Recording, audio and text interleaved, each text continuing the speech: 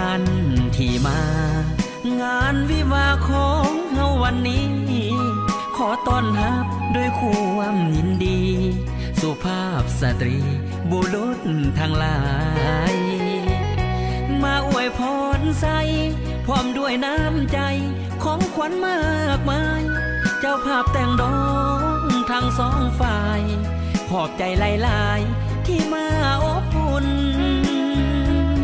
บัดนี้พี่น้องเจ้าภาพแต่งดองขอเชิญทุกท่านเชิญรับประทานอาหารและห่วมสำราญเป็นเกียรติพวกเขาอาหารเต็มพาของแก้มสุราเครื่องดื่มเบียร์เหล้าพวกเขาจัดหาเพื่อพวกเจ้า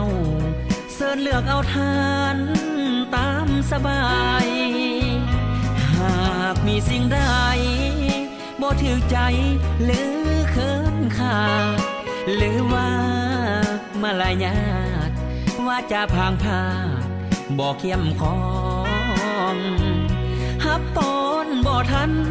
หลายสิ่งหลายอันขาดตกบกพร่องพวกเขาเจ้าภาพทั้งสองขอให้พี่น้องจงได้อภัยเมื่อเลิกจากงานเดินทางกลับบ้านขอให้มีโศกอย่ามีทุกข์มีโศกอย่ามีโลกเบียดเบียนหาวีอายุมันยืนวันคืนนอนหลับฝันดี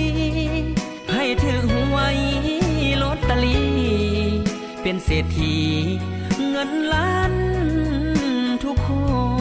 น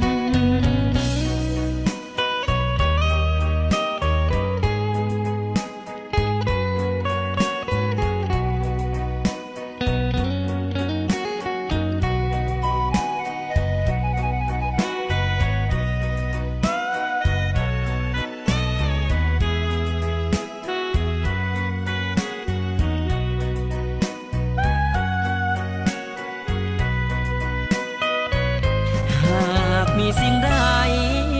บ่ถูกใจหรือเขินขาดหรือว่า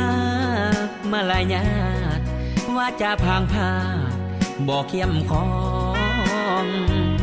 ฮับตอนบ่ทันหลายสิ่งหลายอันขาดตกบกพร่องพวกเขาเจ้าภาพทั้งสองขอให้พี่น้องจงได้อภัยเมื่อเลิกจากงานเดินทางกลับบ้านขอให้มีโศก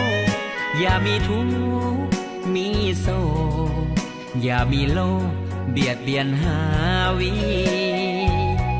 อายุมันยืนวันคืนนอนหลับฝันดีให้ถึงหวยลอตเตอรี่